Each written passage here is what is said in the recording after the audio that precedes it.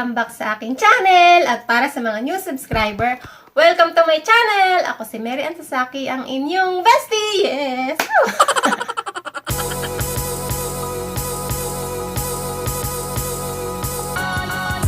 And for today's video mga bestie, ay magre-review tayo ngayon ng pabango. Yan na, pipyok na naman ako. Ito ay ang Chloe Eau de Parfum na pabango mga bestie. Hindi ko alam kung tama yung pag-pronounce ko. Basta Chloe. Hindi ko alam yung tamang pag-pronounce. Bahala na kayo. Basta itong Chloe Eau de Parfum na pabango mga bestie. Yan. Ito ay matagal ko nang natanggap na regalo mula kay Beskin last year pa. So, 2023 pa mga bestie. Pero hindi ko pa nagagamit kasi hindi ko pa nga siya nare-review. Ngayon ko lang siya i-review mga bestie. Kasi meron pa nga akong pabango, diba, yung Versace. Tsaka yung mga body mist ko na Victoria's Secret. Meron pa siyang cover na plastic. Yan. Hindi ko pa talaga siya nagagamit at nabubuksan. So, yung pabango naman daw, hanggat hindi mo nabubuksan yung packaging, ay pwede pa naman. Hindi pa naman ata may expired. Pag nabuksan mo na, tas nagamit mo na, tas ang tagal mong hindi ginamit, ayun, expired na ata yung ganon. Pero pag ganito, wala naman nakalagay na expiration date. So, okay pa tong mga besties. First time ko magkaroon ng Chloe. So, tingnan natin. Excited. Excited na naman ako. Excited ako, no? Tingnan natin kung mabango. Kasi, di ba, medyo may kamahalan talaga to. At brand talaga yung pangalan ganitong pabango. So, tingnan natin kung mabango siya at tumatagal. I-wear test ko rin siya kung gaano siya tumatagal mga bestie. Kasi yung Versace, talagang tumatagal siya. Kahit ulitin mo yung damit mo, kinabukasan nandun pa rin yung amoy ng pabango na yon. So, ito, i-wear test ko rin kung tumatagal ba siya mga bestie at kung mabango ba siya. So, tiningnan ko dito sa YouTube kung ano yung tamang pag-pronounce. Pero tama naman daw in English is Chloe. Ito naman ata is French. Kasi made in France to. So, sa French ito siya. Chloe. Yan, Chloe. Chloe. Ang hirap, no? Pero in English naman daw is Chloe. So, tama naman tayo. So, buksan na natin. Naka-plastic pa talaga siya. Ito ay gift sa akin ni Beskin. Kasi, tamang-tama. Point niya to dun sa trabaho niya. Binigyan sila ng gift book. Tapos, meron silang point na natanggap. And then, yung gift book na yon, nandun yung mga, kung ano yung gusto mong regalo, pumili ka na lang. So, sakto, merong Chloe doon. So, ako yung pumili. So, sa akin napunta yung regalo ni Beskin sa trabaho, hindi sa kanya. Kasi, wala naman daw siyang gusto. So, sa akin na lang napunta kasi sakto, merong Chloe. Natanggal na yung plastic mga bestie. And, ang ganda ng kanyang packaging na box. Kasi, emboss yung kanyang Chloe na letter. Ayan o, emboss siya. Yung dito rin, emboss na maliit. Tapos, ito hindi na siya emboss. Tapos, nakalagay dyan, Chloe Eau de Parfum. Yan. Natural Spray Vaporization. Yan. Meron siyang 50 ml na laman. At ito yung box niya mga bestie. Ayan. Yan sa baba. Yung barcode. Made in France to. And then, ito yung likod niya.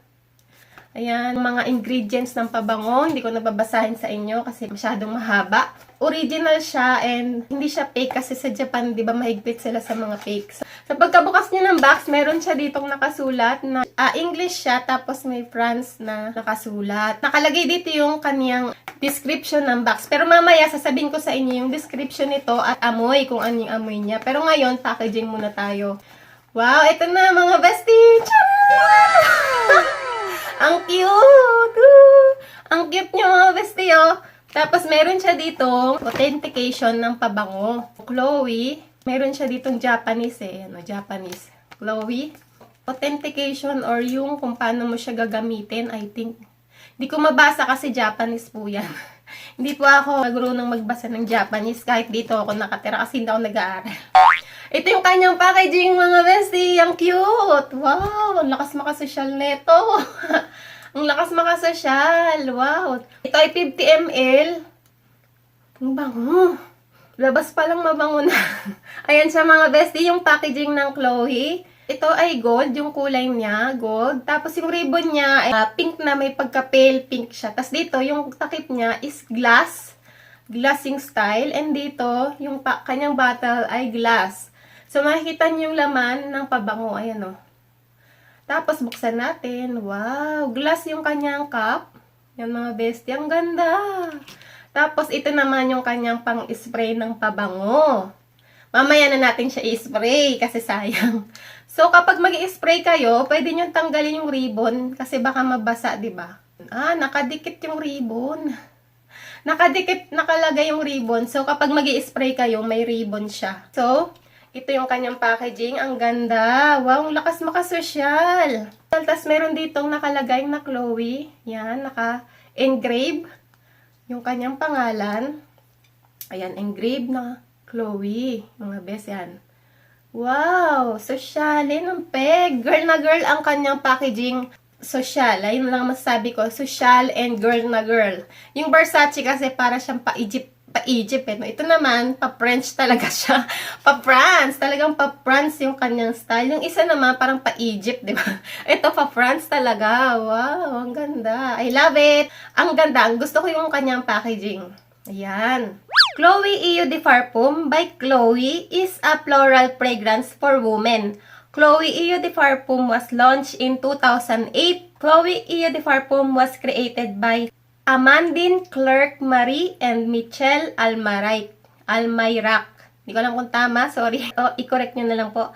Top notes are peony, lychee, and freesia. Middle notes are rose, lily of the valley, and magnolia. Base notes are Virginia, cedar, and amber. Yun yung amoy niya. Yung mga sinabi ko. Yung main accords niya ay floral, rose, fresh, and fruity. Ito daw ay fruity, floral, ayan, rose, and fresh. Yan. Immediately fresh and romantic, confident, and distinctive. This rich and complex eau de parfum encapsulates the many aspects of the Chloe spirit. The fragrance is enclosed in a modern, delicately pleated bottle adorned with a hand-tied ribbon. Yan daw yung kanyang packaging. Intimate and sensual, the Maison signature fragrance draw on the classic rose, the ultimate feminine scent, to create a modern and timeless perfume. So, aamoyin na natin mga bestie kung anong amoy. Parang sayang to. Sa kabila natin ilagay. Dito ko lalagay yung ribbon sa likod. Baka kasi mabasa. Sayang, dyan lang mapupunta yung pabango. Ooh! Wow! Ang bango! Wow! I love it! Mabango siya. Wow, ang bango ah. Ang bango. Totoo nga yung ano niya, yung amoy. Naamoy ko sa kanyang lychee. Yung peony, hindi ko alam. Ano yung peony? Nangate. Rose, naamoy ko sa kanyang rose. Yun, yung amber, hindi ko rin alam yung amoy ng amber. Yung lychee lang, tsaka yung rose. So, may pagka-fruity nga siya, tsaka floral. So, tama rin. And fresh. Yan. Fresh yung amoy niya. Para kang amoy bagong ligo, mga bestie. So, tama nga to. A fresh powdery floral fragrance. Yun yung pinaka-ano niya. Para sa akin, yung pinaka-amoy. Ang bango! Yun, tama nga yung kanyang description. A fresh powdery floral fragrance, rose petal, peony, cedar, ambergris, and magnolia. Wow! I love it. Gusto ko yung amoy niya. Girly talaga yung amoy niya and fresh na fresh yung amoy niya. Pwede to kapag first time nyo makipag-date. Makipag-date. Alam mo, magdadalagay na. Kunyari, first time kayo makikipag-date. Ito yung i-spray nyo, mga bestie. May in love ang inyong kadate. May in love talaga yun. May in love. Pag aalis kami, i-wear test ko to sa inyo and titingnan ko kung tumatagal yung amoy niya kung ilang oras. Kasi yung dati kong nireview na pabango na Versace ay tumatagal talaga siya. Para sa akin, ang bango. Lakas maka-fresh. Tapos yung ribbon niya, medyo istorbo lang kapag ini-spray. Parang yung pabango dun mapupunta sa ribbon. So, italikod nyo na lang yung ribbon. Yan, italikod nyo. Para hindi siya istorbo pag ini-spray. Ganon. Yun lang yung tip ko. Pero pag i-display nyo, syempre, ihaharap nyo yung ribbon. Yan. Di ba? Ang cute. So, over and all, I love it. And cute na cute and very social yung kanyang packaging. And yung amoy niya, I love it din. Gusto ko yung amoy. Para sa akin, may re-recommend ko yung pabango na to. And abangan nyo yung aking wear test. Isusunod ko dito sa video na to. And ibibigay ko yung aking final review. So, yon. So, ngayon mga bestie, gagamitin natin itong Chloe. Mag-11 na ng umaga. And ibabaliktad ko lang to kasi istorbo. Tapos, lagyan natin dito. Yan. Tapos sa buhok. Di ba ganyan magpabango? Yan. Bango. Yan. Tingnan natin kung gaano siya tatagal. Siyempre, dito din. Para mabango tayo, besh. So, sasabihin ko sa inyo mamaya kung may amoy pa ba siya hanggang pag-uwi ko. So, pupunta ko ngayon kina Ate Nora kasi may sayonara party si City. Mamaya ulit mga bestie! Ang bango ng Chloe! So, ayan, nakauwi na ako sa bahay. Galing sa sayonara ni City, Indonesian friend namin. Si City, nakita niyo na yun sa vlog ko. Tsaka nung nag-vlog kami ng spring, nung Sakura. 12 hours ko na siyang na-wear and andito pa rin yung amoy niya sa damit ko. So, sayang. Parang gusto ko pa ulit suotin to. Pero, hindi na pwede. Lalaban ko na to kasi 12 hours ko na siyang suot. So, lalaban ko na tong aking turtleneck. Tsaka itong aking vest. So, nandito pa rin yung amoy niya. So, sulit na sulit. Tumatagal talaga yung amoy na Chloe na pabango. So, talaga namang recommend ko siyang i-share kung gusto nyo rin ng Chloe na pabango. Mabango at tumatagal talaga yung amoy niya. Kapag nagkaroon ulit kami ng gala ni Beskin, susuotin ko ulit siya. At isasabihin ko ulit sa inyo yung aking wear test. So, mga bestie, ito, gagamitin ko ulit itong Chloe na pabango. Tatanggalin ko lang to. I-store mo talaga siya pag nag-i-spray. Ooh. Wow, bango. Sa damit.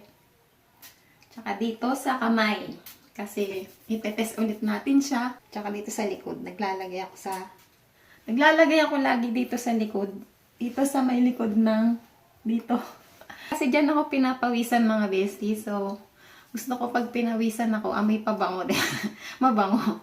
Itetest ulit natin siya. Yan. Ngayon ay 9:45, so orasan natin siya kung mabango pa rin siya hanggang pag-uwi natin mga bestie. Yung amoy talaga nito is floral, may konting powdery, tapos may konti siyang sweet, ganon. Pero mas floral yung amoy niya, kaya naman talagang pang babae talaga yung amoy nitong Chloe na perfume. So ayan mga bestie, nakauwi na ako and talaga namang amoy na amoy ko pa rin ang pabangong Chloe na to mga bestie. Kaya naman ay talaga namang sulit na sulit ang Chloe na pabango. Kaya may re-recommend ko to sa mga babae na mag-amoy fresh. Ito talaga namang gustong gusto ko. Bakit puro ako talaga naman? Nasanay ako. So yun lang mga bestie ang additional review ko. Talaga naman tumatagal siya hanggang ngayon. So ang uwi na namin ay 5 o'clock na ngayon. 5:30 na. So 8 hours ko nang na-wear itong Chloe and andito pa rin yung amoy niya. Ang bango. Pati sa kamay ko nandito pa rin. Kaya naman, ang bango niya, fresh ka pa rin kahit 8 hours nang nakakalipas. Pwede ka pang pumarty. Pumarty. Pero yung makeup mo hulas na.